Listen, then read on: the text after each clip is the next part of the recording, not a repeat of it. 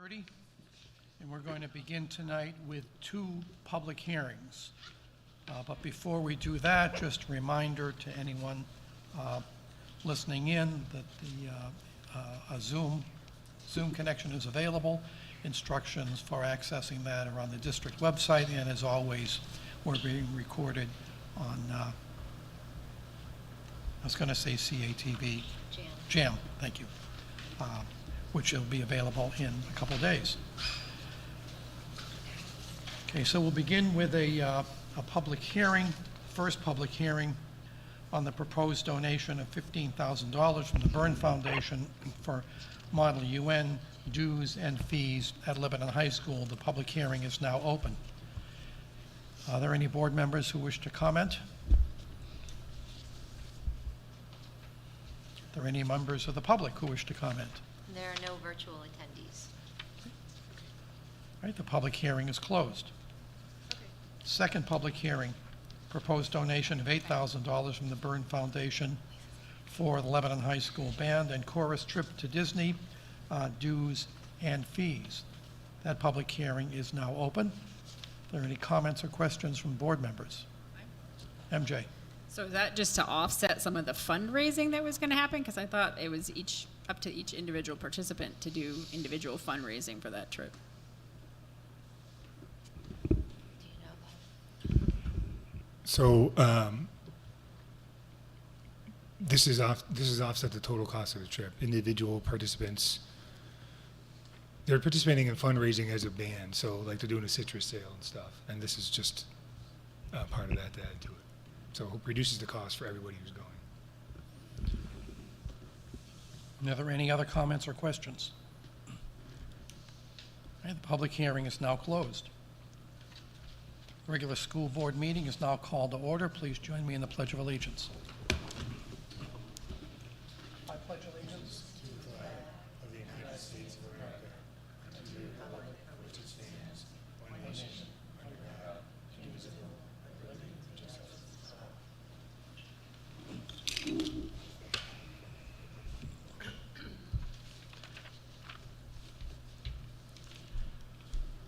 Are there any additions or deletions from the agenda?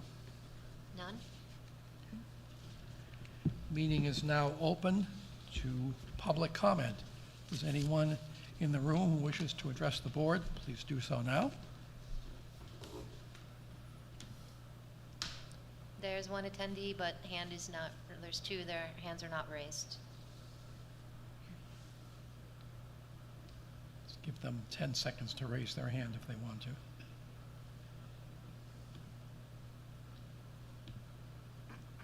Nope. Okay.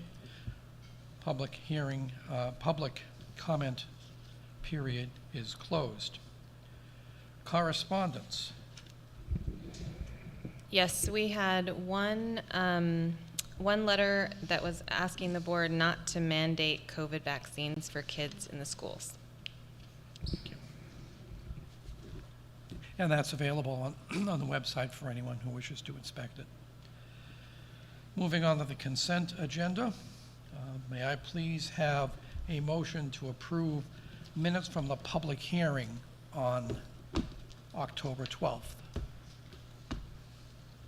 Make a motion to approve the minutes from the public hearing on October 12th, 2022. Second. Moved by MJ, second by Stephen. Questions or comments? All in favor? 1, 2, 3, 4, 5, 6, 7. No, 6. Aaron, are you abstaining? Yeah, I wasn't here. Right. Okay. So the vote is 6-0-1. Need a motion now to approve the public board meeting minutes from October 12th. I'll make a motion to approve the public board meeting minutes from October 12th, 2022. Second. Questions, corrections, or comments? MJ. Yep. I gotta find my spot here. 7. 7. Oh, yeah, a 7 under new business. I believe Lil actually made the motion to accept the donation from Books A Million. I think I did. Lil made the motion on number 7.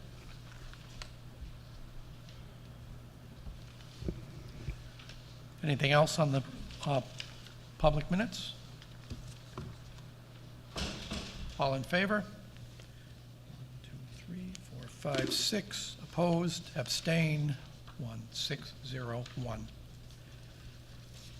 Now I need a motion, please, to approve non-public minutes from September 28th and October 12th. That we did. Do we have minutes from? We don't have the. Do we have the 12? We did the 12th, but not the 28th. Oh, no, we have the 12. Yeah, we have No, them. the 12. We Okay, have them so both. I'll make a motion to approve the non-public meeting minutes from September 28th, 2022, and also a motion to approve the non-public meeting minutes from October 12th, 2022. Second Are there any comments? MJ? So on September 28th, I was not present, and therefore I also did not make the motion to leave non-public. Sorry. You're just everywhere. I am everywhere, but it was not me that night. Had you been there? Had I been there, I would have in spirit. That must have been left over from the last one. Apologies. Okay. 1, 2, 3, 4. And 6, 7. on October 12th, any corrections there?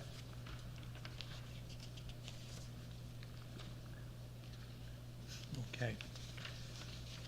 Have a vote then to accept those 2 sets of minutes. All in favor?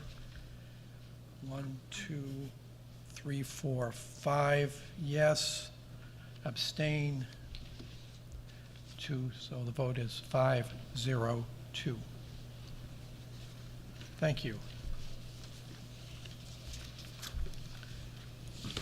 Moving on to nominations, renominations. And that spreadsheet is in your packet. We have here the Joanne and Lisa's resignations, which are appearing for the first time, and the new hire for the District Director of Equity, Curriculum, Instruction, and Assessment. Are there any questions? First of all, may I have a motion to? I was all ready, and then you jumped right in. Sorry. I'll make a motion to approve the nominations and resignations dated October 26, 2022. Second Questions or comments? So shouldn't the Joanne resignation be 2023, or did you already leave? I'm here. Thanks for catching. Good point. So up on top, it should have been 2023. And then I had a second question. Sure. Just about the salary for the DD, why there's a huge discrepancy between what left and what Well, came, so I'm It's prorated, because she Okay. doesn't start Oh, till okay. mid-November. Okay. And for the first few weeks, she's a .8, and then she'll be a 1.0. The total salary amount is $98,005, I believe. That for next year, that's what Tim will put into the budget. Can we hear a little bit about that? Yeah, so Karen has done a lot of different kinds of work. She's worked for the Stern Center. For several years, she worked at the Ray School in Hanover as their literacy coordinator, English language arts instructional specialist. Before that, and continuing on, she works for Challenge Success, which is a consulting agency out of Stanford, which does talk about DEI work and project-based learning. She was at the Lyme School for a year as the reading specialist early literacy, so that's going to tie well with the Title I work in the district. And she is very excited about the position. In fact, we had our Professional Development Day Monday, and because she knew that Deo was presenting, she asked if she could just come. So that was good, and then she's also already asked for meeting dates so she can set them all up on her calendar. Mary Skiffington has been great in helping to keep the math pilot moving forward. She's a Mount Lev teacher, and so they're going to connect and I've connected her virtually with Bonnie Robinson, who's been fantastic in helping. So she's eager to get on board. She's excited. The committee really supported her nomination, and we're very fortunate that we had candidates for this position this time of the year that kind of had this background. She's finishing her doctoral work at Vanderbilt right now. And so it's exciting and to have her come on board. Does she have specific, so you mentioned the equity stuff. Mhm. What does she have for curriculum? That's a lot of the work that she did. So in the Hanover School District, she was working with the curriculum with ELA with the teachers, and then the other person I spoke with, he was working kind of on the math. And so people talked about her great facilitation skills, and she's very research-based and very data-based. But people have said that even if there was a disagreement, they definitely felt heard, and part of the group, part of the conversation, and empowering teachers is what came through for some of the reference checks I had. Thank you. Bill? Excuse me. Is the reason that it's the district director when all the rest of the directors are just director? Is there a reason why it has an extra district director? It's like this Because is it like the gets alphabet soup confused name. with Bonnie Robinson, who's the director of CIA at the high school. Right, but now that we've So- named it the director of equity curriculum, and I mean, it's a different title than Bonnie. It is, but they are both so similar. We are just trying to keep the distinction because it's alphabet soup. And so most districts don't have a director of ECIA, so that's still, most people are going to assume that's a CIA kind of role. And it's also just to kind of separate out that it's a leadership district-wide position. So Right, I if mean, the board it wants just- to change the title, I'm more than willing to do that. That's just kind of the thought behind it. I mean, it just kind of, when we're looking at our district delineations, right, it's director of student services, director of technology, director of this, director of that, and then we have this district director is the only one that's that title, right, where they're all district directors. So it feels like it's a little confusing as far as like our org chart goes, so just, anyway. I don't have a preference either way. I'm just keeping the format the same based on what it was, and it just was like, it was district director of CIA, so it just kind of maintained it that way. If the board wants to do a motion and change it, I'm happy to talk with HR and change the title. It doesn't really matter to me. It's more about the position and getting somebody in and having them embrace the work, but I'm really open to anything the board would like to do. Okay, thank you. Any other questions about that? Joanne, what's Karen's educational background?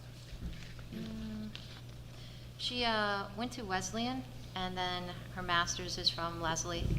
And then she's currently at Vanderbilt University, the Peabody College of Education. She's working on her Doctor of Education certificate in Leadership and Learning in Organizations. Any other questions for the superintendent? I just have one quick question. I was Sure. noticing, does she have to get a cert through the state of New Hampshire for the, Yeah, she has a statement of eligibility. okay. Yep.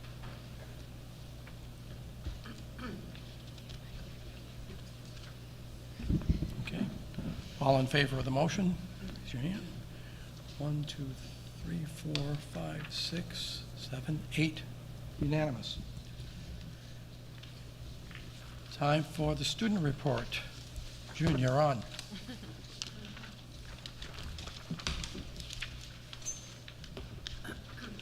Hello.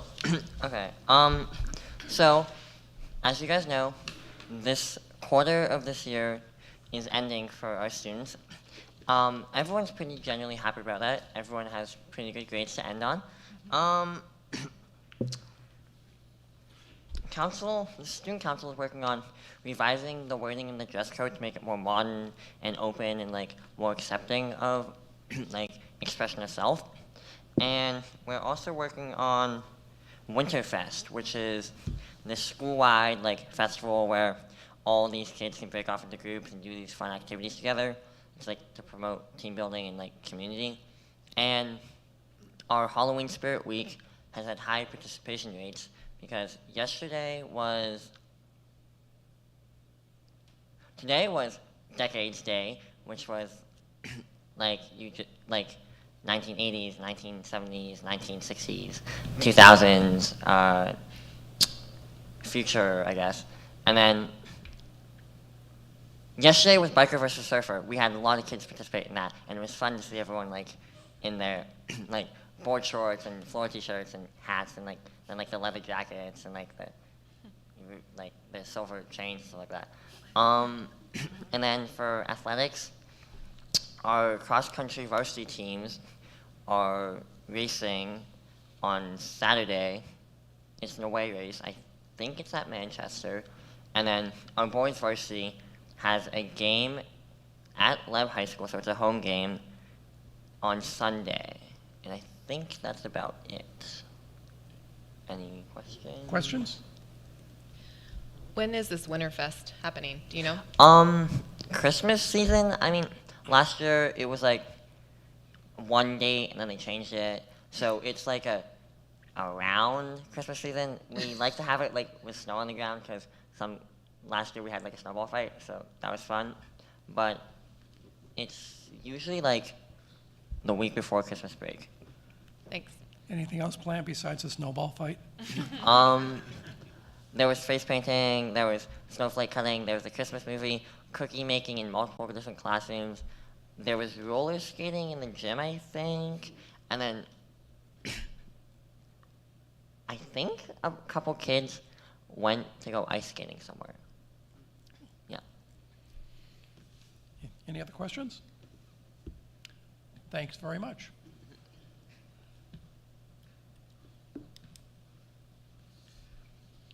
Leadership team updates, starting with the superintendent. Good evening. At Mount Leb, we continue to have a lot of email correspondence, and the project's moving forward in a timely manner. Meetings continue every 2 weeks to keep everyone updated, and I've been sending the monthly updates to the board. At Hanover Street and the high school, the site survey was completed by Pathways, documenting utilities and lines. And the next step will be to do the borings to determine the ground quality, which we know is so important from what happened at Mount Leb. P&N meeting will be coming up. Policy, I attended the meeting, and we're bringing forward the first readings. Finance and facilities, I did create a draft agenda that I'll send to you, Erin, and we're meeting November 3rd. And I did attend the area meeting at the Grantham Village School. I've been working with Karen Woolsey regarding special education matters and met with middle school administrators to discuss student matters. Completed reference checks for the director of ECIA position. I've been working with Mary Skiffington regarding the K math pilot, and the materials have arrived, and I'm very grateful because she came in, she sorted all the materials and made sure they got into the hands of the teachers, which was really important because purchasing the materials, they were way behind for their first couple months, and there's nothing worse than starting a new program and you don't have it in your hands to play with it. So I worked with Tim to make sure that as soon as the grant was approved, we could order the materials right away. That's going to start after November 22nd. And working with Bonnie, who's been great regarding professional certifications, curriculum meetings, facilitated the SAU office and the SALT meeting. We have another SALT meeting tomorrow. I sought legal counsel and coordinated a meeting with school nurses about new legislation to ensure we're in compliance. There's confusion about needing parent consent for programs, and it was misunderstood that the nurses needed consent to do anything in their role. So they were very concerned, and we're grateful to actually Zoom with an attorney and ask all the questions and feel confident about what they were doing. I've communicated with Dan Wano and Denise Matthews, and Denise did a fantastic job scheduling and preparing the PD Day, which was on Monday, and I'd like to mention that Dr. Bonnie Robinson was a presenter, and she focused on DEI and UDL. I worked with Tim and the SAU and school administrators on the proposed budgets, submitted the DOE annual reports. I met with Mike Stone to talk about a policy that's going to be brought to the policy committee. The policy simply states that we will create a plan, and I didn't want him to be caught unaware that it was going to go to policy committee to create a plan. And they actually had already been working on a plan, which is fantastic. You will see in the board packet the revisions to the SRO MOU And I attended a meeting from Miranda Collins, our district social worker who came to a previous meeting. She's going to do her first internship as part of her MSW. She's working on her Master's of Social Work. And Karen is going to be her mentor for that program. Stephen? On the topic of alphabet soup, what is UDL? Universal Design Learning. It's something that we've sent people to trainings on for a couple years now. And it basically means that you teach to how the individual learns, rather than the individual conforming to how the teacher teaches. And it's really a big focus, and it meshes so well with DEI work. So that's what that means. Bill? Oh, you were first, No. I think. So I guess I'm just confused. I thought a social worker had to have an MSW. So if she doesn't have an MSW, what credentials does she have currently? I can't remember what the current status is. She's working on her MSW. She can work in schools, and I can get that information for you. It was a while ago that she interviewed, and I just can't remember what it was. But she came from Newport to us, so had already been able to be in New Hampshire, and I have to find out if she has a specific cert that she's working on or not, but I can get that for you. I'll write it down so I remember. I was surprised that the MOU for the SRO didn't come back to us or to PNN, at least before it was signed again, because we had asked for sort of significant revisions, so that was surprising to me that we hadn't seen it before it was signed again, because we were going to look at it. So was that not clear, or did we not? That wasn't clear to me, and I was just following the guidance. So, there were lengthy conversations between the police department and the notes taken from the last meeting. If there are further revisions, you're more than welcome to do that. I think the police feel as though they have responded to the board as best as they can, and kind of really putting into language and clarifying what the role is, which I think is really important. But if there's a big topic that you expect it to be in there that's not, happy to have the board conversation this evening. So the one topic that we talked about that isn't in there at all was a system to file a complaint, at least even an acknowledgement that they were following the police department system to file a complaint. So we don't mention that at all. So if someone does have a concern, there's no mentioning of what that mechanism is. So the police response to that is they have a mechanism that if somebody had a complaint, they would call the police department, and the police department has a process that they would follow with any complaint. Right, but it's our MOU with them, so we don't have that process. So we need to articulate for people who are coming from our context, not from the police context, of how they would do that, right? So like right now, if I wanted to file a complaint, I would not know how to do that because it's not in our MOU.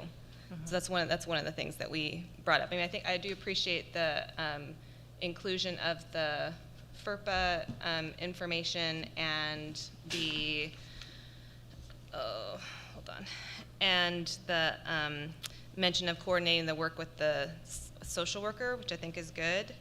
I think the thing that I was we didn't really address at all is talking about the evaluation piece. We again, it's the language, the way we have it written in our MOU, makes it appear as if there's very little accountability from the SRO to the district, which I don't think is actually the case, but the language makes it sound like that's the case. So we talked about how are we evaluating someone who is working in our district?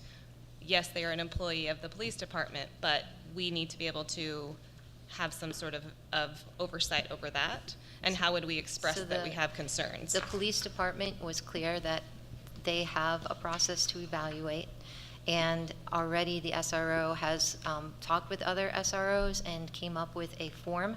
When he met with the principals, he shared that form and they discussed it so that they were on the same page in regard to an evaluation.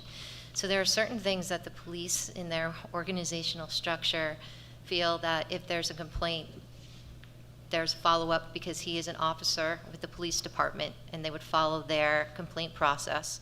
In regard to evaluation, They added, there's the language in there that the SRO will provide an update in regard to the courses he was taking and things like that. He was very open to doing that, and came up and said, hey, here's a form that we can use for an evaluation. So we did our best to communicate with each other and clear things up so that it's in better shape than it was, and I'm sure in the future, if there's more changes that would be brought forward, they'd be open to listening to them too.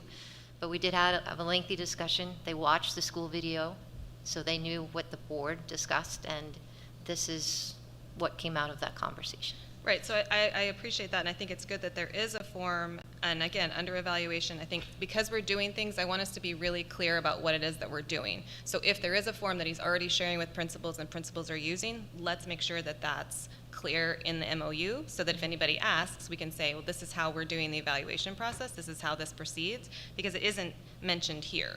So I just, sorry? It says they're evaluated in forms developed jointly by the parties. Sorry, what section are you in? I'm looking for. Under evaluation, under number 9. Oh, wait, think the it very forms. clearly states that they're using an evaluation form that has been shared, and then that form will live in his personnel file at the police department. Okay, good, perfect. Sorry, I skipped the sentence that was, the sentence that was added. Excellent, 'cause I'm like looking at 2 drafts. So that's, Proofread so fast. I know. So that's good. I do appreciate that, and I do like that the major changes that were made, I do think are good. The one last thing that I will point out is we did, in the section under the triad on guidelines A, section 5A, under guidelines, we're still saying that the SRO program is usually utilizing the triad concept wherein law enforcement officers are law enforcement officers, counselors, and teachers. And we took out all of the references to counselors, but we're still operating under this triad policy. So that seems to be sort of a fundamental difference of role that we have, because we are not expecting him to act as a counselor, no whether it's a part of the triad or not. Yeah, and that's because they're quoting what the SRO program is per NASRO, in which they use the term counselor in the sense of meeting with students and having conversations with, whereas we use it meaning a person whose position is that in counseling that usually has a school position, and we said the two shouldn't be the same.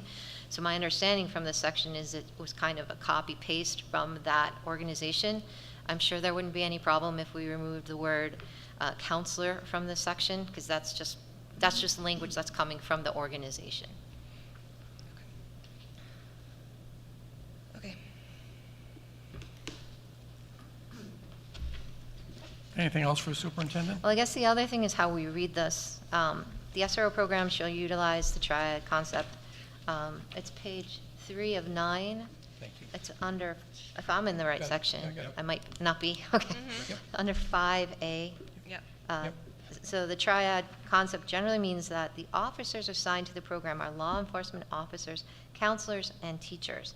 So, I mean, in the same paragraph, we're not thinking of him as a teacher, but he has gone into classes to teach, and he does some instructional stuff.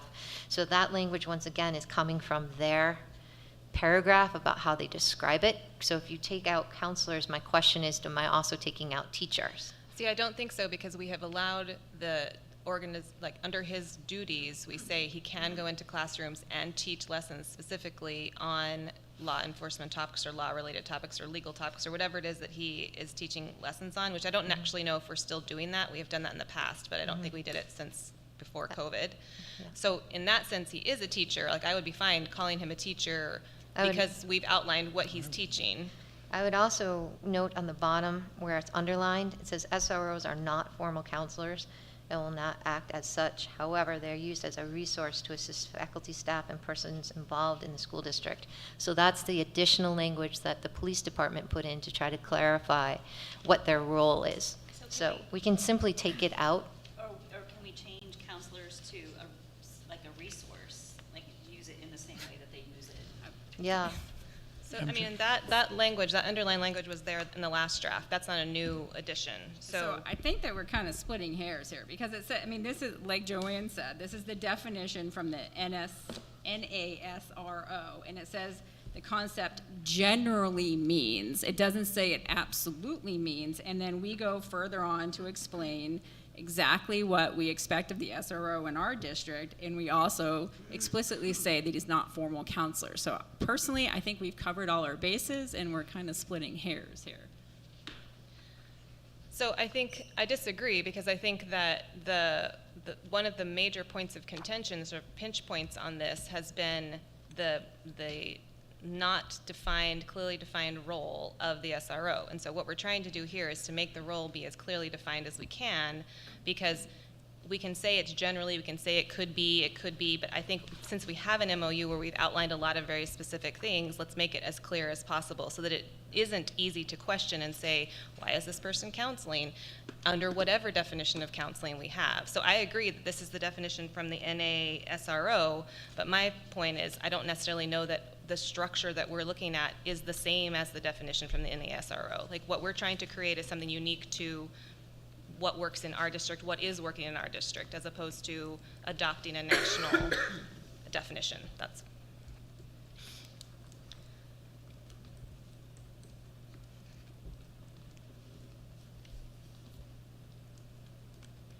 And in the first sentence, it says the SRO program shall utilize the SRO triad concept as set forth by. So in that way, it sounds like we're sort of adopting the SRO program as. So I think it's probably better to clarify what our SRO program is, regardless of. That's what I think the whole MOU does, is it outlines what our program is. It says specifically that he's not a formal counselor, so Right, I so think. I don't know that we need that first sentence, the SRO program. The first two. Well, I think that's the model that they are. They're basing their program on. Yeah.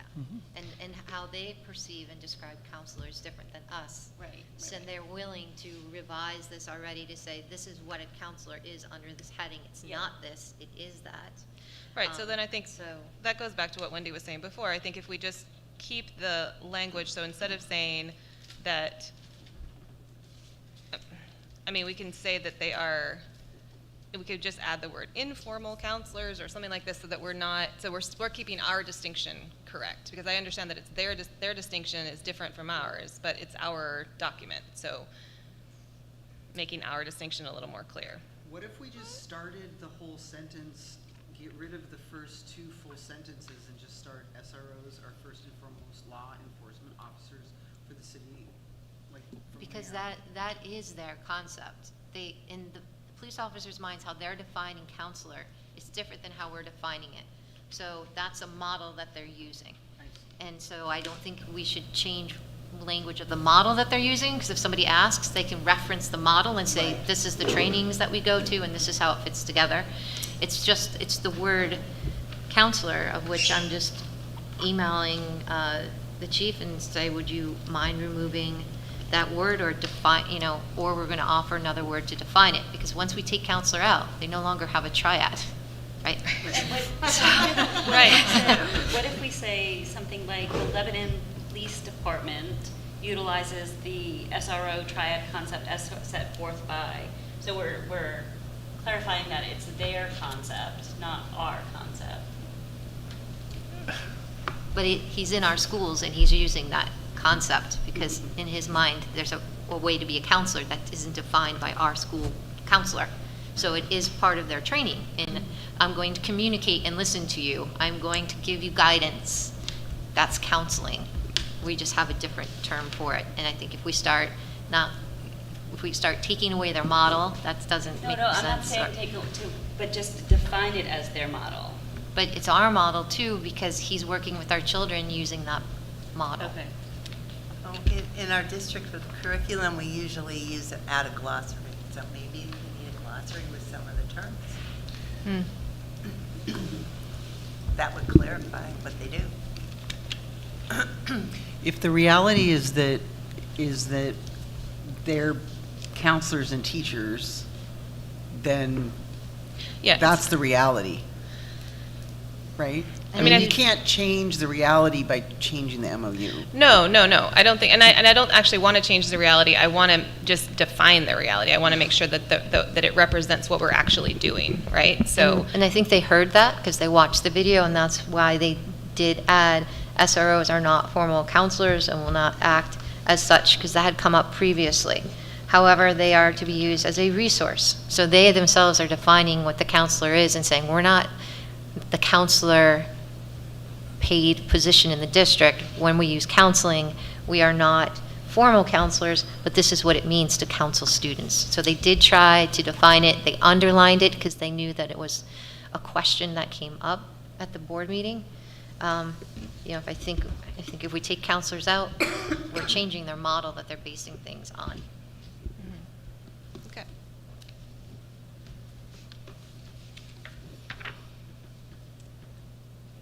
Is there anything else? Are we done with this now, or what? Because the last time we went through this, it took us months of consultation with attorneys on both sides to hammer out the current document. If we're going to continue wordsmithing, I think we can expect a similar delay.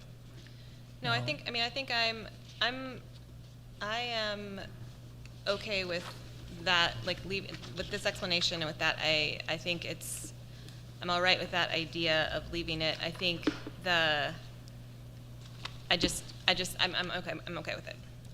I've reached zen about it. Is there anything else for the superintendent? All right, let's move on to the business administrator report. Good evening. I have a few things. First, just quickly, people had asked about the replacement for Chris, who replaced Dana, and just reporting. So Steve Mazinski is his name. He comes to us with a long history of facilities management. Most recently, he was the director of facilities at Cardigan Mountain School. He was the I think we didn't take an actual vote, but I'd say unanimous vote of the committee that we all thought he was the number one choice. And he joined us October 3rd. And he's will be making $67,139 for the rest of the year, rest of the fiscal year. What is his base salary then, Jim? His annualized salary is $90,000, which is more than what we paid Dana, but it is certainly the market rate, and that's what it took. And he's doing a great job a month in. He's got his hands full, as you might imagine. Part 2 of the slides. So Chapter 2 and Chapter 3, again, we have to cover them both tonight. I appreciate your patience with that. I don't think it'll take too long, and a lot of this stuff is, just about all of this stuff is just stuff I update every year for your information as we get ready for budget time. But certainly, questions are welcome. So Chapter 2, these are just reminders of the CBAs. We have 4 collectively bargained associations agreements in this district. 3 are going to be separate warrant articles. So the LSS, the support staff, the LSA, or now it's they changed their name to the Administrative Associates Group. So I have to change that initial. And LAG, which is the principals, those 3 are all separate warrant articles. The LEA is we're budgeting for year 2 of their 3-year contract, and it's budgeting at a 1.5% increase. So when you are reviewing budget documents, the LEA increase is included. The next page just shows a running history of the 2 big bargaining units. Obviously, that's 80% of our personnel, probably something like that. Our costs, they're the 2 big ones we worry about the most. And you can just see the increases since 2015, which is basically the first year that we were budgeted for when I got here. So through 22-23, that's an increase of $4.2 million for the teachers and $931,000 for the support staff from 17 on. I think I started with the first contract that we negotiated since I got here. That's why the dates are different. On the 3rd page, school care increases. There's a history of the school cares are the main. School care runs the health care for both of the big unions, and LAG, and the administrative assistants have a company called Health Trust, which is Health Trust is Blue Cross Blue Shield, school care is Cigna. So there's the increases since 15. You can see in 19, 20, 2021 we had very perfect rate increases, which is none, and the year we're in now, or the year just ended, 2.3. These dates are all messed up. I apologize for that. The projected increase for the budget year of 23-24. I'm missing a year on that. So at the bottom line, I'm budgeting a 10% increase. So the way it works with school care is they do give us an exact rate increase, but it's usually right around the 9th, right around the time our budget meeting is. And usually I get the number like the day before our Saturday meeting, and I'll update those numbers. But I did call them and ask them what kind of numbers I could expect, and they said probably between 5 and 10%. So I budgeted 10%. I'm presenting 10%. That number will be the actual number as long as I have it before Saturday. It'll certainly be the actual number before you guys make a motion to accept the budget, and usually you do that in January. So it's just depends on when they do their annual meeting on whether I get the number right on time. So I apologize for that mistake on a year. Tim, will you take questions as we go along, or do you want them at the end? Questions now are fine. Doesn't matter. Yeah. School care. Mhm. If they actually do go to 10%, that's going to be the largest increase since 2017.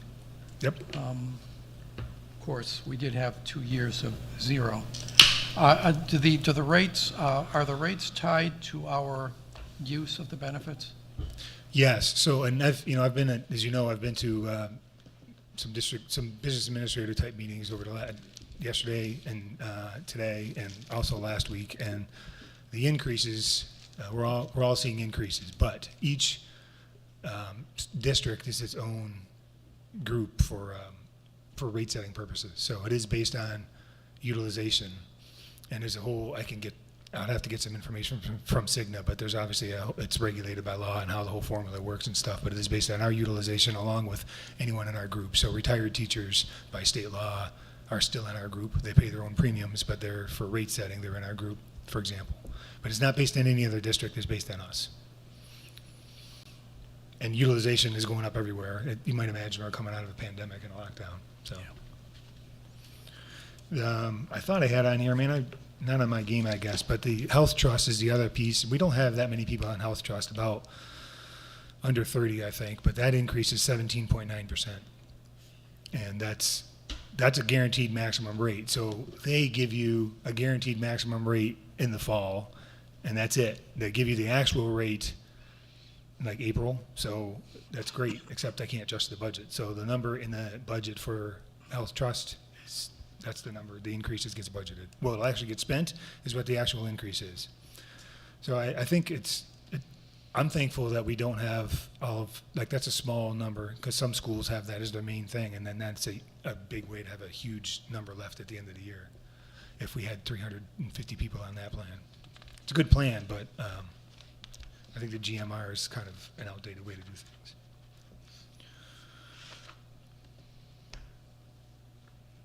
Known factors. What I mean is that we don't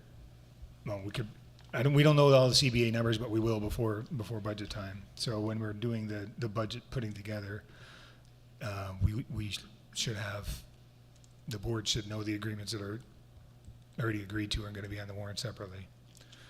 Retirement system, the rates are decreasing for the next 2 years, which is interesting, but it's a formula they use, so they look backwards and stuff. So we're seeing a decrease even though inflation's going up. I would warn you that it's a 2-year cycle, so we're in year one. So this year, the 23-24 and the 24-25 years are going to have these lower numbers, but after that, again, I wouldn't be surprised if you see a significant increase in a couple years. As of the 12th of October, we have 21 people have told me they're going to change track, or they intend to change track. Those are going to be in the budget. They have until November 1st, so that number will be updated. I'll just pull the Google sheet where they report. So if there's no requirement. If you say your master's degree, hey, I'm going to go to master's 15, I'll budget master's 15. There is no requirement that they actually complete the master's 15. I mean, they don't get their money until they prove it. But it is possible that people are saying they're going to move and then they might not move. Especially it's a high number. 21 is a high number, and most of those are at the high school. So I don't know if they just said, hey, just be careful, just in case. But those are budgeted. Our utilities, I'm proud of the fact that we have oil-free campuses. We do have fuel oil at the SAU still, but we have no fuel oil anywhere else that we use in the district. We are budgeting 10% for sewer and 10% for water. We did, through the train project, install low-flow fixtures and toilets everywhere. So I think we've taken good measures to lower that down. Electric, until December of this year, we're in a fixed price for our supply of 7.5 cents. I signed an agreement to fix our price at 12.5 cents. That starts in December and goes for 2 years. Not ideal, but I feel that we're protected as much as we can be. We do have solar at Mount Leb in the middle school. And as you probably know, the distribution varies by rate structure. So there's distribution charges to your electric bill that we budget for, but I don't have any control over what those are. Yes, ma'am. Going back to the train stuff, Mhm. I know that at one point we were supposed to evaluate that and make sure that we were sort of seeing the savings. Yeah. Are we, in fact? So I had this conversation actually at one of the budget meetings the other day. So on paper, yes. So we have been paying them a maintenance and verification fee to verify stuff. And that's, if you want the guaranteed savings, you have to pay that fee for them to do that. But I'm just, I believe the project worked and is saving us a lot of energy. But the report is a calculation. So it says, if you put this stuff in, you will save this much money with these assumptions. So you're going to save 10%, and you're assuming your electric goes up at 3% or whatever. I think it was 3%, but you get the idea. That's just a general number. There's no guarantee that is tied to the actual rate of electric increase. So it shows that we're saving money over what we would have paid if we didn't upgrade our stuff. But as far as real dollar saving when inflation has hit so much, I hope you see the delineation I'm making. Yeah. So, but we would be in a worse space if we didn't have upgraded building envelopes. I asked the same question, Wendy, when that's the budget question Tim was referring to. And I think when we signed on to the train contract, we all, the assumption was that utility rates were going to be increasing at a certain low rate. And we said, oh, this is going to be great, because if they guessed wrong, we're going to be getting checks from them. But I won't call it fine print, but the assumptions always were that projected relatively low increase, and now that things are through the roof, well, the other piece is how we use our HVAC. So again, we did train several years ago. One of the major upgrades was the building, the computers that run our building equipment. And so instead of heating a space for hours and hours when it doesn't need to be heated, it has oxygen sensors and building in spaces. So when it's unoccupied, after a period of time, it drops down to a different temperature, saving energy. That's the idea behind it. And it also knows, how many people are in the building and adjusts airflow and stuff accordingly. But since COVID hit, we've been running our HVAC at 100% makeup air. So that's not train's fault. It's not anybody's fault. But that also is an assumption that is in the guarantee that. That hasn't played out, that we couldn't have guessed, right? Right. Stephen, did you? Yeah. Safe to assume, and correct me if I'm wrong, that agreement was they were guaranteeing reduced utilization, but not necessarily a reduced cost, right? I think it was a net zero. If you were more efficient, you would be using less, but they can't control the prices. If the price goes up, even though you're using That's a less, good way to- if the price goes up by more than what you decreased your utilization, your price is going to go up. That's a good way to characterize it. There was dollar amounts attached because that guarantee is what allows people to offer a lease for 15 years. But they're right. It's the utilization that's the issue, and the pricing is all. It's it's a plug-in price based on these assumptions. What's your feeling about the maintenance and verification agreement? I have been advocating that we run it for, for 3 to 5 years at least, because once you don't pay for that, then the guarantee is off. And, Dana had said, because it's really a math equation, I don't see the value in it. I think I'm evolving to maybe we need to consider whether we do it after this, after this next budget year. I don't want to give up the guarantee, but I also know that because of all these different variables, I'm not sure there'd be a way to say we didn't save it and give What us do our we pay check. for it now? I'd have to look it up. I think it's not a lot, like $3,000. So you're not It's planning, in the facilities budget. you're not planning on taking it out of the budget for '24? Correct. Okay. One thing I forgot to put on here is a known is the new bond payment. I hate to be a bearer of bad news, but we're paying interest only this year, and the budget we're working on, 23-24, is the first year of the full bond payment, which that'll be $1.2 million. So that will be in the budget. This is the part of the presentation I don't like.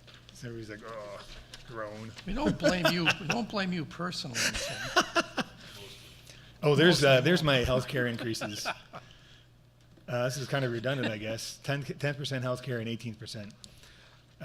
So that slide needs to be fixed. The last page, I added this page, and at the time, I left it in here because I said we were going to talk about the FIP, but then we moved the Finance and Facilities meeting back a week. So this is just a snapshot of the first page of the what we call the FIP. It's Facilities Improvement Project, which is our brand of a capital improvement project. And you can see it's a list of things, and it's a gentle priority, meaning that we try to show you what we think is important, but the board, This is impossible to read. Oh. Use the term you can see. I'm sorry. I have a nice big one. I can see mine just fine. I No just, idea what this says at all. All right. So it's on our website on the facilities tab. It lives there. It's a living list by building and what our projects might be. So I didn't intend to have some huge discussion about it, especially since the Finance and Facilities is supposed to look at it, and that got moved till next week. But it's a list of things we think need to be addressed, and the board has every right to move things around or say no or say yes. I don't automatically budget this stuff unless board tells me to. I just blew it up by 600%, and you can, the resolution is still good, so anyone wants to see it right away, you can do that. I was testing your vision. Just to follow up on a conversation we had a few weeks ago with this facilities improvement plan, this sort of master list of things that we want to keep in mind, should we be thinking about adding into the list, regardless of where we put them on the list, but should we be thinking of adding to this list the projects in the renovations that we had to cut? So what will happen first is the bids will come back, and we'll see where we land with the bids in January, February. And then, yes, I do think that it would be good timing to look at the different portions of it that we didn't, and get an idea of what it might have cost, because those wouldn't have been bidded out, and keep it in there. Two things I want to remind people of is, one, Steve will be coming to the next board meeting as a means of introduction, and also to talk about the FIP with Tim. I also invited Pete to come to the next board meeting to talk about his technology recycling plan and part of the budget. And a third thing I want to mention is that the numbers in this aren't real. They're placeholder numbers. So in order to get a real number, you have to put something out to bid. These numbers were estimated or generated 5+ years ago. Depending on the project, we try to keep it updated, but it is a guess. So they're probably double based on, or at least 60% more based on what we're experiencing, but they never went out to bid. So they were just guesstimates, and people get confused by that sometimes because I think this is the real amount, but it's a placeholder that Dana put in, so I just wanted to mention that. Right. But I would just advocate, even if we don't know the dollar amounts, we keep the list of items up to date. I would say, actually, between the FIP and the board, with the FNF and the board, would welcome that. So this is our list of stuff, and if you look at the actual FIP that we do bring forward and is on the website now, although I'm not sure I think, I was checking that out, I think it's older than this version, just not 5 years older, but a few months older. This is the latest one from last spring. But I actually advocate for that. Well, did you think about this, Tim? I don't see that anywhere on there, or Steve. And that's how things get on there, besides our trying to keep visibility of stuff.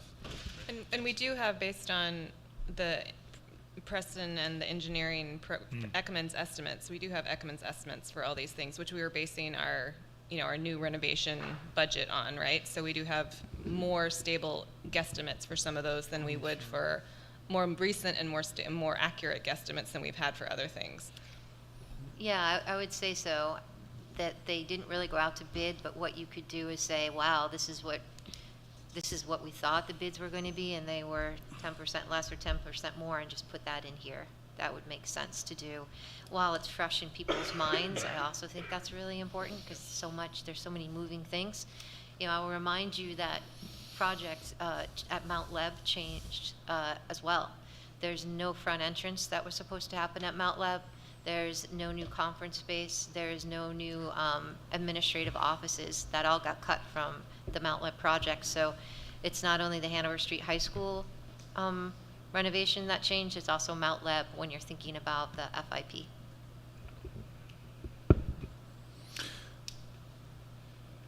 So let's move on to chapter 3, I guess. The last page is just telling us that we're meeting. So this is area information on this first page. It says tuition is area tuition. You can see our students from Grantham and Plainfield. If a Plainfield non-high school child comes here, they are charged the non-area rate because they are not part of our area agreement for elementary and middle.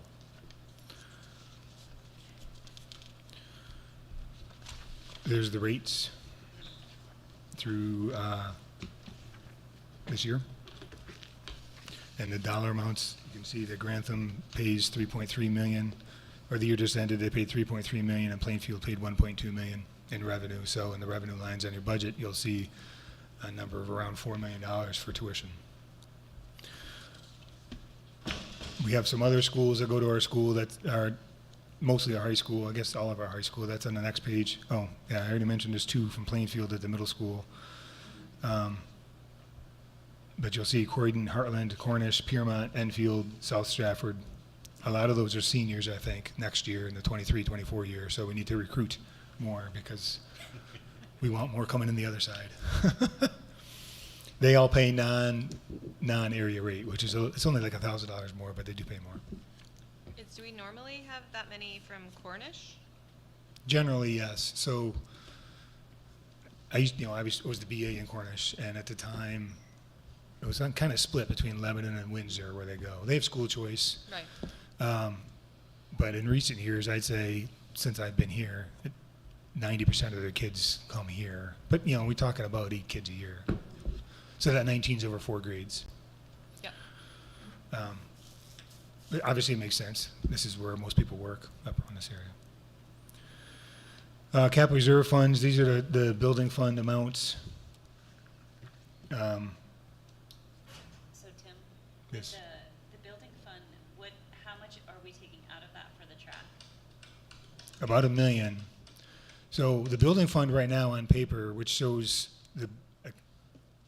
I reached out to Citizens Bank because I'm still not clear on what a unrealized loss is, but all of these accounts are showing some unrealized loss, and they said basically it's on paper, assuming rates rebound. So I mean that money, because to me a realized loss is when you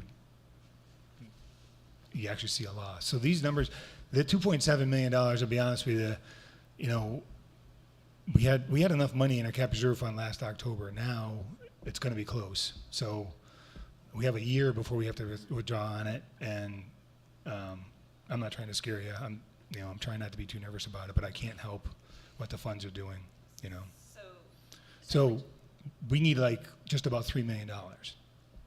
So they're showing $200,000 as unrealized loss over the last year, and the bank told me that as bonds mature, those unrealized losses go away. I'm like, okay, I don't really get it, but that's what I'm showing.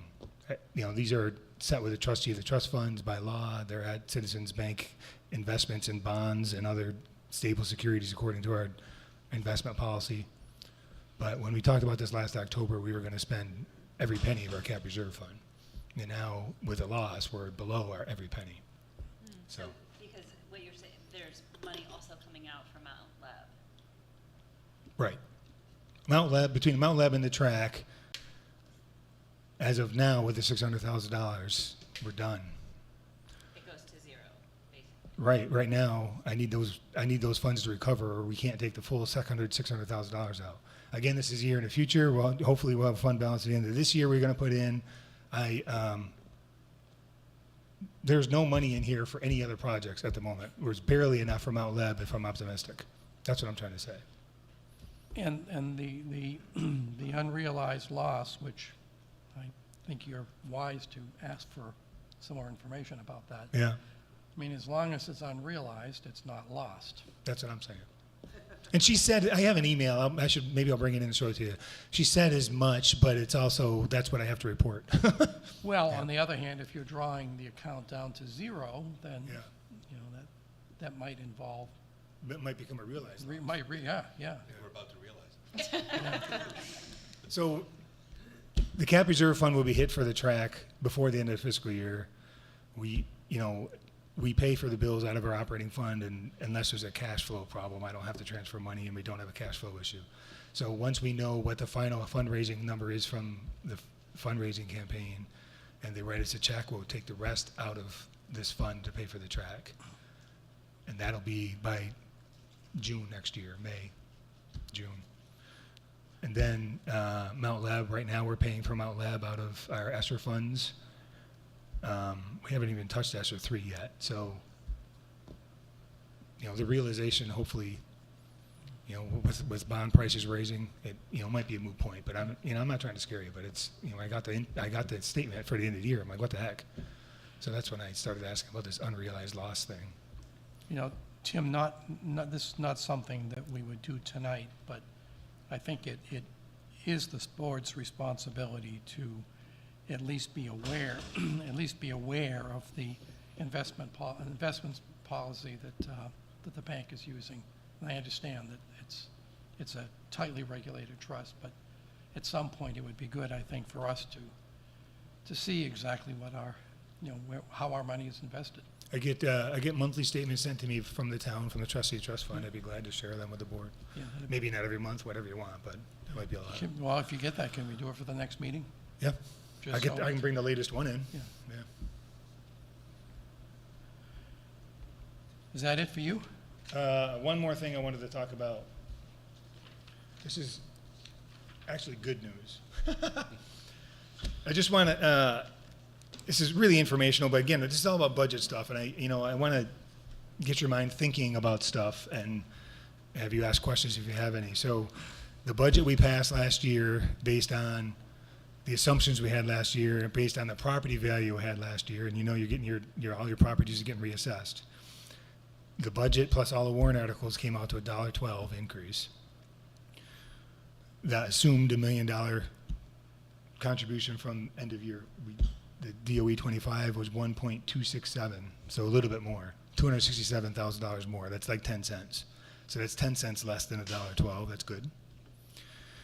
The state, last fall, the legislature passed a one-time education property tax rebate or decrease of about 50 cents a district.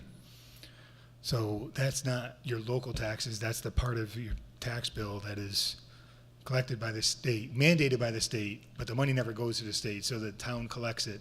The state says, collect this money, and then the town sends it to us. So it's state funds, but not a state check. This is the swept. Swept. Yeah. That's going to be probably 50 cents. So now we're down 60 cents. The third piece of it that I want you to be aware of and tell you what I'm planning on doing, and there's two options of what we can do with it. The third piece is the state also passed a law for one time that they will cut a check to each district for each municipality and district, 7.5% of the amount we contributed for our certified staff to retirement fund, and that's a big load. So take the amount of money we give to the retirement system just for teachers and certified staff, 7.5% of that for last year is coming back to the district. That is money that is intended to lower your taxes. We can take it, when I file the revenue form, so I'm filing right now a form with the state, what our revenues are gonna be, so they can set the tax rate in November. We can show that rebate on the revenue forms now, and you'll see your taxes go down in November. Or we can not change our anticipated revenue, and we're gonna get the check, and it'll be an unanticipated revenue that has to flow through to the taxpayers next fall. So the long and short of it is a tax cut this fall or a tax cut next fall. I recommend that we don't change our estimated revenue now, and you'll have it flow to fund balance in the spring, and you can, with the voters' approval, you can put it in the cap reserve, or you can flow it back to a tax break next year. My issue is all these tax breaks this fall are gonna go away. They're one-year things. And the yo-yo effect next year may be shocking to people, because we're talking about a 50-cent tax break, and this check will probably be about $300,000, so that's another dime. So that's 40 cents. That's kind of artificially low for a year, unless the legislature acts again. But all I'm saying is that I want to let you know what my thinking is, and if the board wants to make me do something else or take it now this fall, you're either taking it this fall or you're taking it next fall. It's long and short of it. And How much are we talking about? it's The 200? 7.5%. It's probably around 300. I'm being conservative, 300 grand. Probably in the 300 to 400 grand range, which is 10 cents to 12 cents. Tim, if we, yeah, go ahead, Wendy. So if I'm understanding you correctly, so we typically send back, give back, however you want to say it, $1 million. So if we're thinking we're going to need to replenish our capital reserve fund, is part of that million, can it be this 350,000? Yeah, all the money you don't spend and the extra money you get is all part of the unassigned fund balance. The only law is if you get extra 300 grand, you better send back at least 300 grand to the voters. That's never really been an issue for us. Okay. So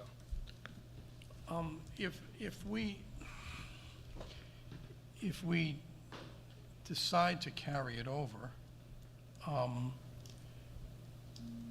do the voters have to approve that as a separate warrant article, or do the voters just see the total amount that we're proposing to? yeah, there's nothing for the voters to do. The only action the voters, some districts are trying to be aggressive and spend that money now, and they're holding a separate public hearing to do that. Yeah. That's what the voters need to do. But as far as whether it carries over to the fund balance end of the year, it just becomes just like our impact fees were really high one year. It's the exact same scenario. It's a revenue we didn't anticipate, and so it's extra revenue that needs to go back to the voters or be appropriated by the voters through the warrant article process that usually happens in March. Of course, if you do that, it's also at risk to being snapped up on the expenditure of end-of-year funds, right? Yeah, it's all, There's no technically guarantee. no, because it's extra revenue and can't be spent. So it can only be spent by the voters putting it in a cap reserve fund. So really, the only way that would Okay. be So it's- accessible to be used is to go into cap reserve. So it's safe? Yeah. It's safe for capital reserve? Right. You can't spend unanticipated revenue without the voters having a public hearing. Yeah, this is the issue we have with the impact fees. Correct. Yeah. So what do you want from us?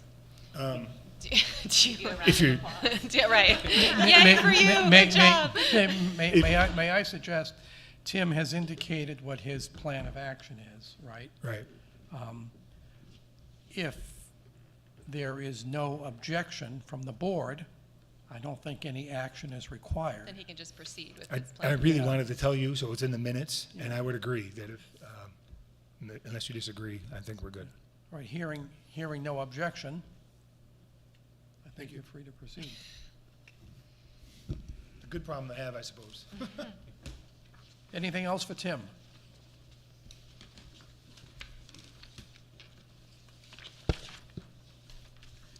New business, we have some first policy reads. which are in your packet. Kristen is not here tonight, so I'll walk us through these and give you the a synopsis of what was discussed in policy committee. I'll give you a second to get those in front of you if you want.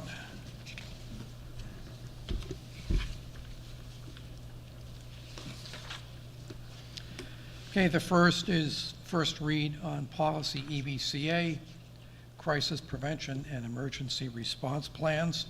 This is a revised recommended policy.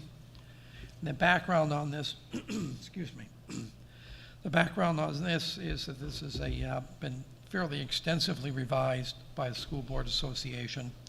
There were certain dates in Section A that were filled in by the superintendent to align with our academic schedule to make sure that things worked correctly. It was also pointed out to us this is a timely update since the district is going to have on-site consult with Homeland Security in December in collaboration with the school resource officer. And this plan should be completely revised, the revision could be complete by spring of next year. So the policy committee is recommending that the board accept this policy. It was a unanimous vote. Again, this is a first read, no vote is required, but if there are questions or corrections, this would be a good time to hear them.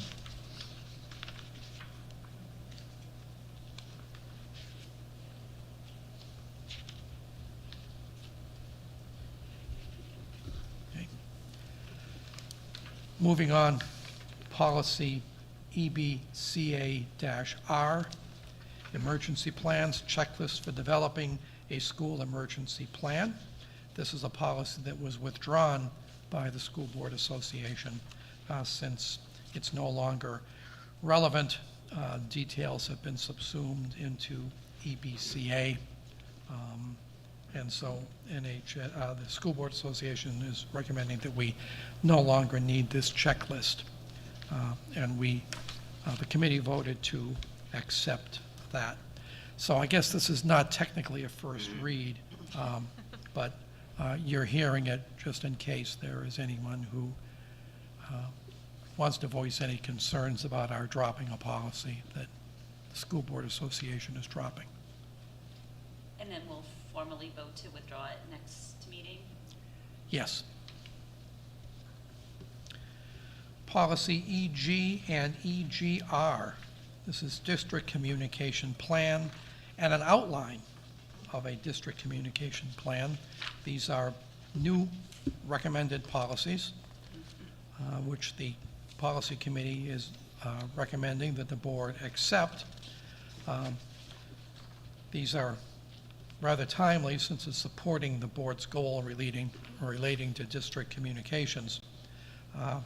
EG describes a comprehensive, I would say, plan for internal and external communications, and EG-R provides an outline of what that plan would look like.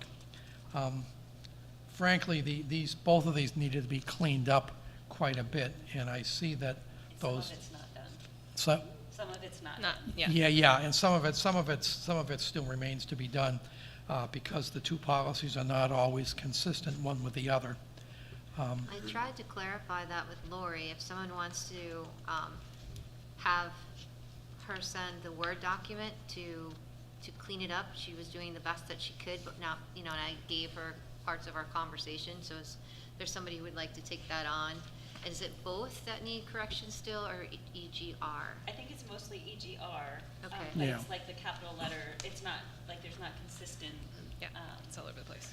So Lil will do that. Yes, I can do that. Great. So are there things in this that are drastically different than what we currently are doing in the EG-R, or? Well, these are new policies. Well, they're new policies, but I mean, we've had communication plans, so are there things are they in line with what we've been doing? Or are we gonna have to revamp some of our I for think school it's- cancellation and? Yeah, we have quite a lot of this in place, but I think it is a good time to have the conversation, and if we missed anything or we haven't reviewed our policies in a while. I shared this with Diane in advance, and also because it mentions her role in this, which is new, I wanted her to take a look at it, and then once it gets approved, a group will come together and say, are we doing this? Let's make sure it's written down somewhere, and it's easily accessible. In our SAU, there's quite a few individuals, and I've been trying to build capacity, so if like somebody's out, somebody else knows what to do. So it'd be good to get the group together and look at it. I have a question about both of these.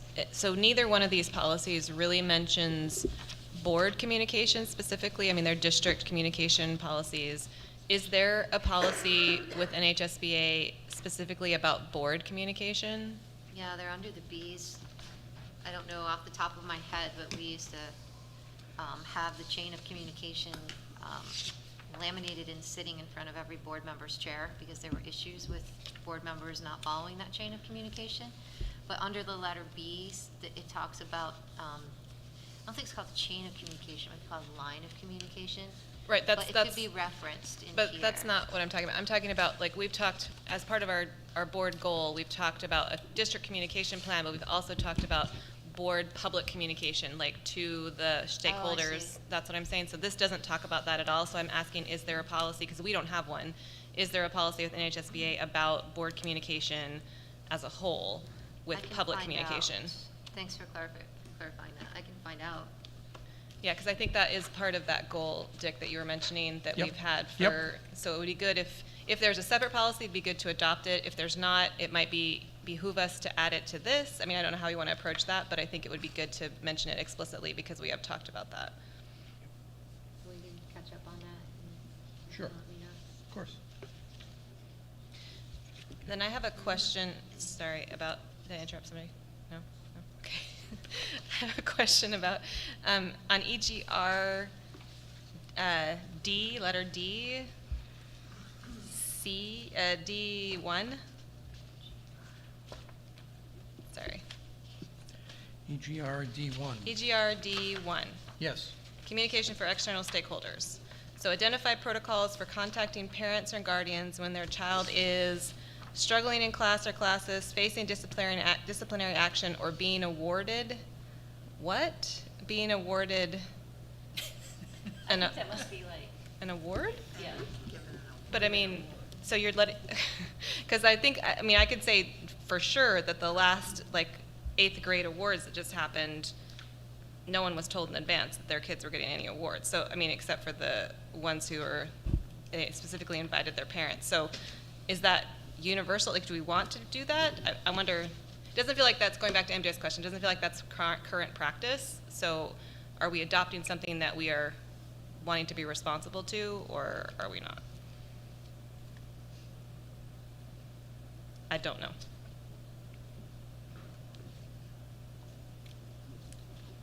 Well, I mean, what's the question? I mean, I don't have an objection that a parent should be contacted if their child is going to be awarded, so they can at least have an opportunity to make Yeah. arrangements to be there. So I don't guess have I'm an not- objection with that either. I just we haven't done it in the past. So Well, right. So then I think that goes to Joanne's point, though. Right. Once this is adopted, the team is meeting to figure out the new processes that need to be put in place. Yeah, so that's just one we want to keep an eye on because it is, there are several things in here, like you said, that are already things that we do, but there are a couple that aren't. So that's one of the ones that we don't.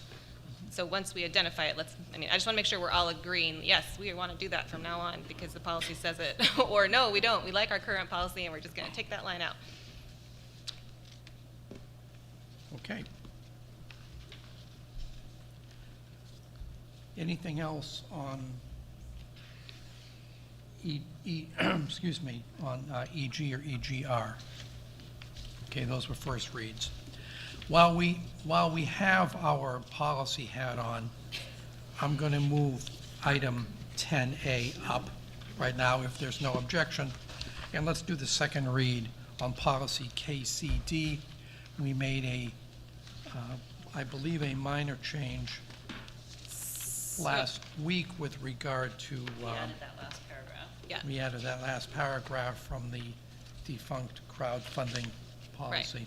And by we, me. So I added in the last paragraph which was on the crowdfunding. We added in the sentence, the Lebanon School Board does not permit crowdfunding, and then we took that paragraph from the crowdfunding policy as a definition of what we don't allow and added that at the end of that policy. So that whole last paragraph is original and cut and pasted from the crowdfunding policy of NHSBA. Okay. May I have a motion, please, to adopt revised policy KCD? Steve, making a motion? Motion by Stephen? Or you seconding? I was going to move it. Okay. Is there a second? Is there a second? I'll second. Oh, go. Lil somebody was second. first, second by Lil. Any further discussion, or are we done with this? Okay, all in favor? Unanimous. Thank you.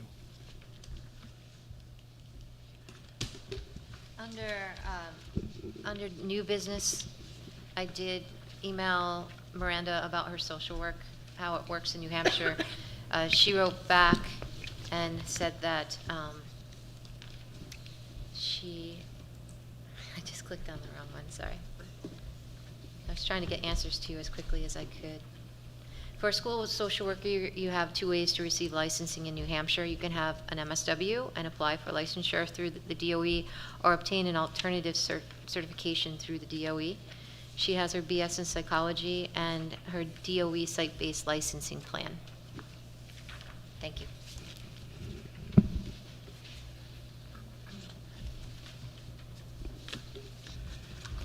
Next up is a report from the School Board Association Delegate Assembly.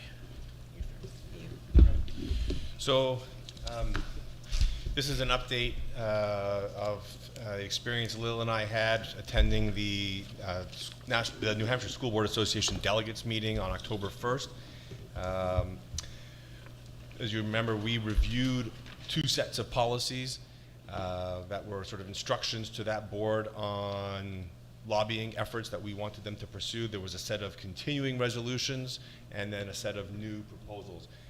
I'll just go through the continuing ones that and what we had expressed as our opinions and what the ultimate outcome was. Essentially, all of the, I mean, I can go through them all in detail, but we've done that already, I guess. All of the ultimate outcomes were really in accordance with what we were hoping was going to happen. Two policies, one was withdrawn and one was not renewed. The one that dealt with the transfer of payments to schools that were receiving kids from other districts, who the money went to, that policy had been brought forth by two specific school boards, and apparently they have figured out a resolution to it, and so they withdrew the proposal. They withdrew the policy for the coming year, and so that one didn't require a vote. And then the other one was a proposal that said that the New Hampshire School Board Association supports allowing for remote participation of all public body members in official meetings of full boards and committees. And we had felt that was not what we wanted, and in fact the delegate group as a whole did not renew that policy, saying that there was strong feeling that at least for full school board meetings, that a quorum on site was required. The other part of that meeting that I think is worth mentioning is there was probably about a 35-minute presentation by Scott Peters, who's the chair of the Monadnock Regional School District. That school district won School Board of the Year in New Hampshire, and he gave a presentation that I thought was really valuable and interesting to see sort of what's been going on in their school board. And I think there's potentially some things that we might be interested in looking at, and maybe even having him present to us either live or via Zoom at some point. He went through some of the interesting things on their school board, some of which is just, we often deal with a lot of negative things, a lot of problems that we have to solve. They felt the same way. They incorporated a segment in each one of their school board meetings where they call it, I don't remember what their mascot is, but for us it would be the equivalent of sort of Raider Pride. Huskies. What's sorry? I think they're the Huskies. Maybe it was Husky Pride for them, yeah. But they include one achievement in their district that gets called out, at least one achievement, a positive achievement that gets called out and celebrated at every one of their school meetings.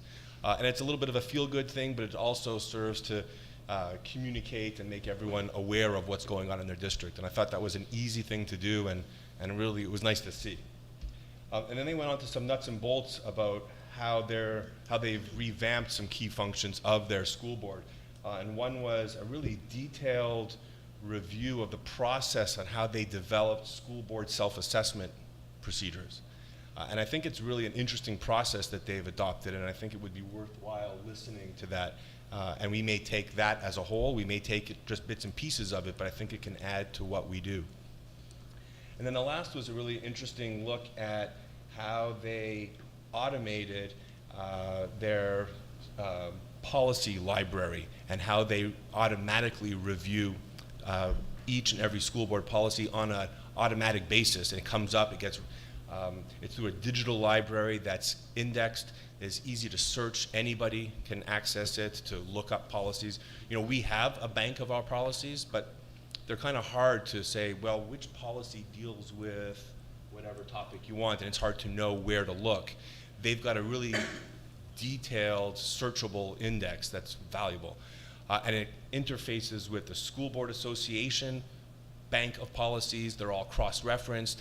What they've adopted, what the school board policy, what the School Board Association policies recommend. So it's very easy to look and see how your policies compare to the association's policies when things come up that are mandated by law that you have to incorporate. All of these things get sort of automatically fed on a continuous, regular basis.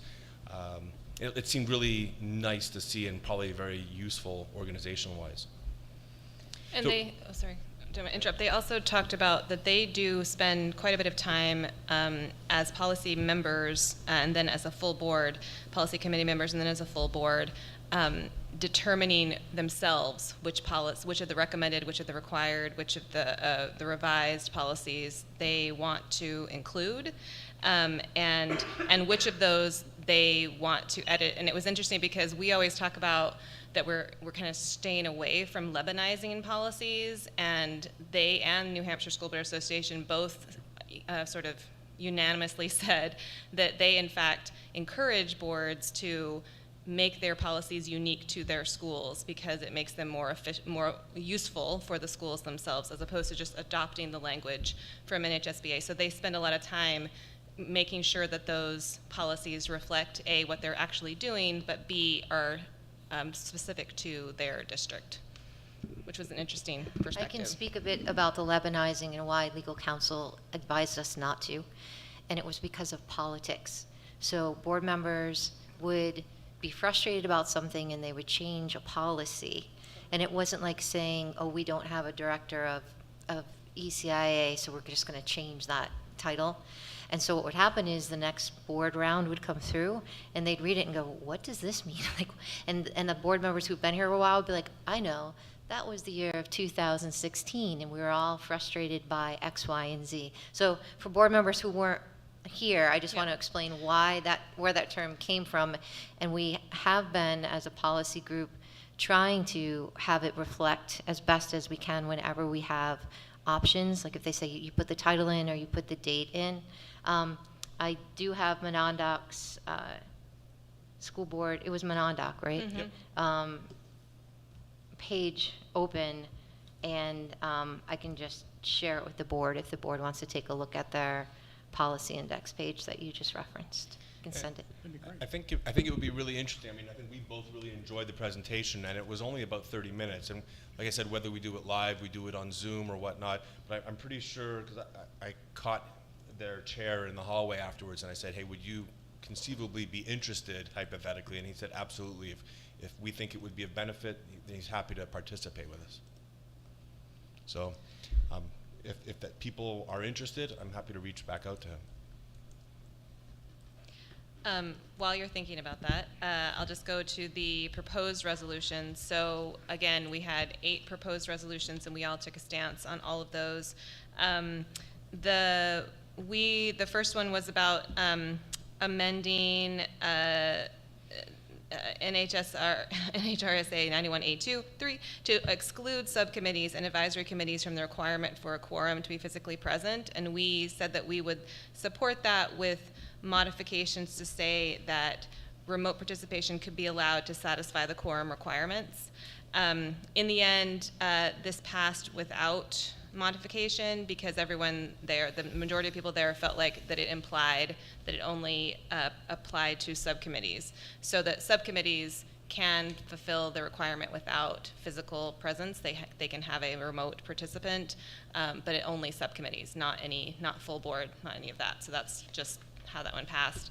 The ones that we did not support did not get passed, with the exception of, I will tell you, with the exception of the very last one, which was talking about the participation in national level school board organizations, right? So we supported this resolution, which was that NHSBA participation in a national level school board association require the simple majority approval of the membership at the duly formed meeting.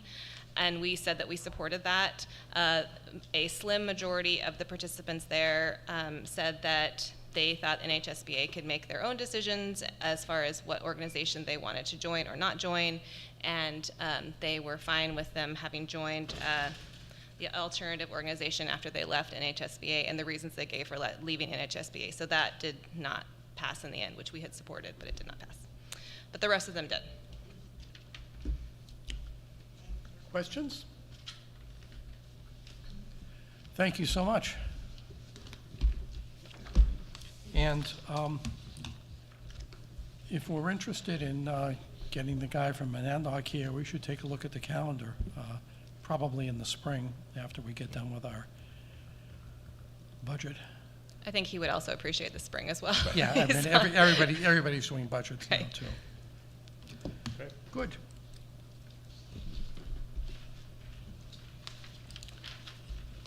Next item is to approve the donation of $15,000 from the Byrne Foundation for Model UN at Lebanon High School. May I have a motion, please? I'll make a motion to approve the donation of $15,000 from the Byrne Foundation for the Lebanon High School Model UN dues and fees. I'll second that. Discussion? Much thanks to the Byrne Foundation. As always, we're grateful As for their always. continued support for the high school and for all the other schools. All in favor? Unanimous. Acknowledged donation of $2,000. Oops, I'm sorry. Approved donation of $8,000 from the Byrne Foundation for the Lebanon High School Band and Chorus trip to Disney, dues and fees. A motion, please? I will make a motion to approve the donation of $8,000 from the Byrne Foundation for the Lebanon High School Band and Chorus trip to Disney, dues and fees. Second by Stephen. Thank you. Again, many thanks to the Byrne Foundation. All in favor? Unanimous. We also need to acknowledge donation of $2,000 from the Light Body family for Lebanon High School Principal Fund. Does that require a vote? Or are we simply acknowledging it in open session? I think we just acknowledge it. So is there I was thinking the same, what is the limit where we have the public hearing, not have a public hearing? Well, it's about to change. Yeah, I thought it was 500, but we haven't adopted it yet. Yeah. Well, I Why, we did just adopt it. you know, Do you know if that's updated yet? let's Let's make a motion. let's Let's just have cover it, let's make a have a motion. motion. Let's have a motion, Let's have a just to be motion, safe. please, to But accept. do we have what's the public hearing piece? 5,000. Okay. Yeah. May I have a motion to accept, please? I will make a motion to accept the donation of $2,000 from the Light Body family for the Lebanon High School Principal Fund. Second by Stephen. Yes. Yes, go ahead. Can you just MJ. refresh my memory what the principal fund is, and do other schools in our district have a principal fund? So the answer to your second question is yes. There's a principal fund at every school, and I don't know if that's the best title, but we get these random donations that don't have particular use for them. We They're have not 500 earmarked, you mean? They're not Correct. earmarked for something specific. Right. So that's thanks. So Hannaford's will give us Finance $500 or whatever. So we have a principal fund for these donations that are not earmarked for something, so the principals can do something. Maybe somebody needs shoes or something. So it's the general non-designated donation fund for each building. Thank you, and we are most appreciative. All in favor? Unanimous.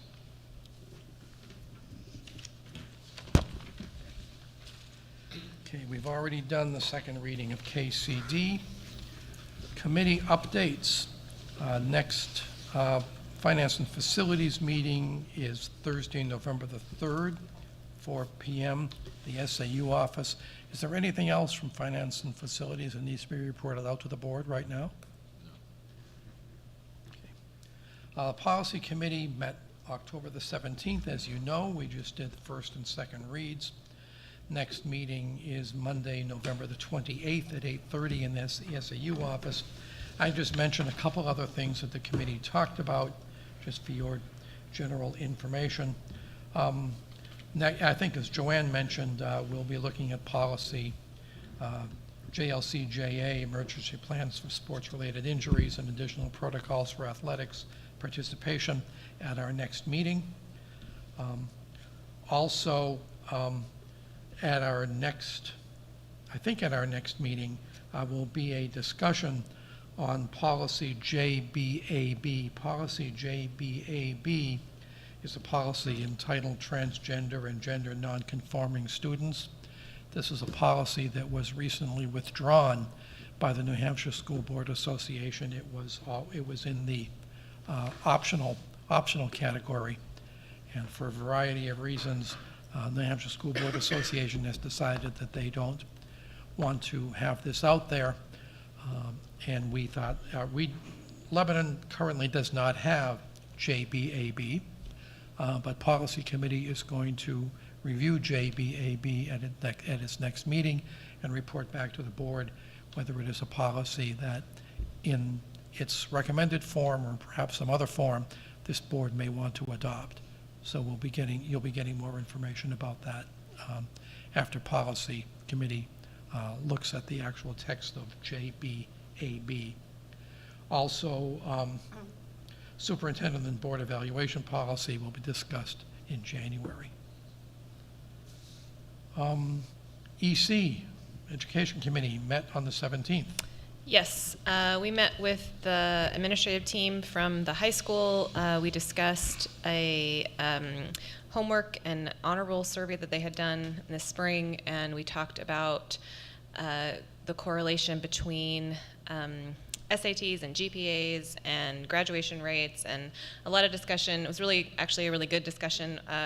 We came to the conclusion, all of us, that we'd like to work toward having some kind of post-graduation surveys for our students to see how well they feel like their LHS degree prepared them for their next steps, whatever those next steps would be. So we're looking into how that might happen.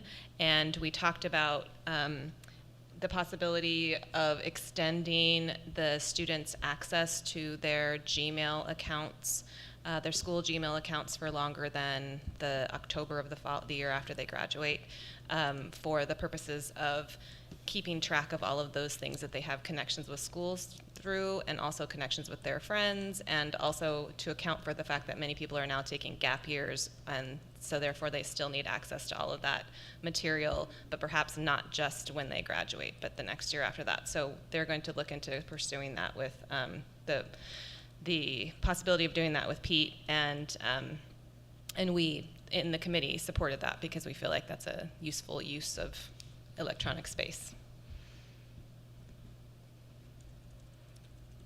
Did that come from Pete or from the high school, or where'd that come from? It came from, well, we talked about it came up in the discussion. The high school brought it up that they felt like it was an unfortunate situation. They had asked about it, but they weren't really given, they were told no, but they weren't really given a lot of reasoning for it. We talked about whether it was a cost. It wasn't a cost reason that they were given, so we just asked them to find out more information and get back to us about that. Okay, thanks. Personnel Negotiations Committee, negotiations with the support staff continue. We're meeting next week, I believe it is. Yep. Student Wellness Advisory Committee next meets in January the 4th, 3:15. Harvard Area Career Technical Center, next meeting Tuesday, November the 8th, 9 a.m. Area Committee met, I've lost track of time. Was it last? It was last week. It was last week. In Grantham. Someday last week in In Grantham. Grantham, I remember Thursday. driving on It was 89. Thursday. Yeah. Tuesday? Was it Tuesday? Yeah. Yeah. It was a fairly brief and formulaic, I guess, meeting, the typical first meeting of the school year. People sharing enrollment information, updates on start of the school in their districts. Joanne, was there anyone, No, it was Stephen, pretty do much, you guys recall anything? pretty much our general first Yeah. meeting, I would say. Yeah. School enrollment, what's happening in our schools. They talked about the playground at Yeah. Grantham. And then Tim always shares tuition information at the fall meeting.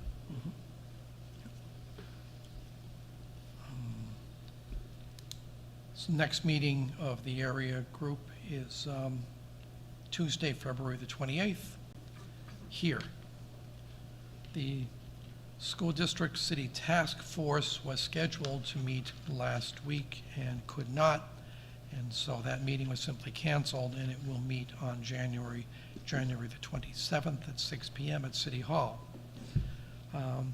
Track fundraising subcommittee has not been able to meet recently because of various things going on with its members, and then it will be meeting, so we did not meet, it did not meet on Wednesday, October 19th. Too many people just couldn't make it. Next meeting is, I believe, November 3rd. I'll verify that and pass that on to Joanne for posting.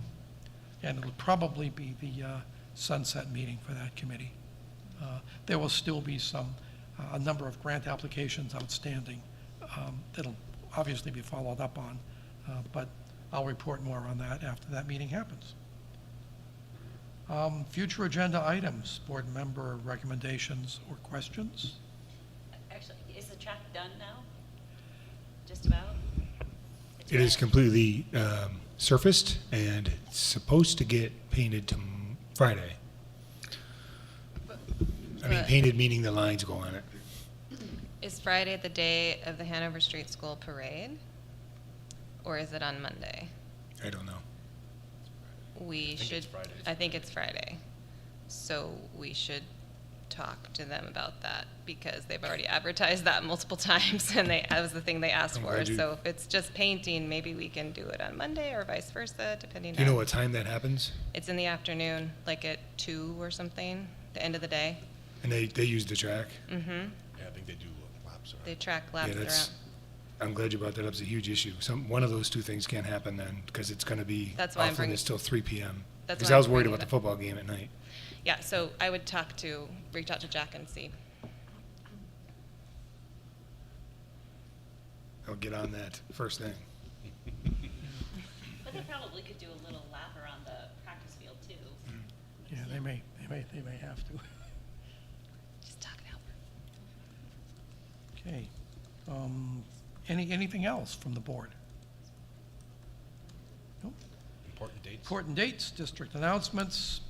Wednesday, November the 9th is our next meeting here at 6:30.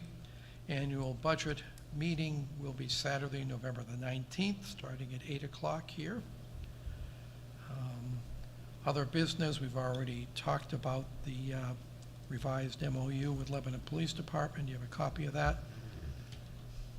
And Superintendent search update, I can give you that. The search committee has had its first meeting, and its second meeting is tomorrow. These have been organizational and training meetings.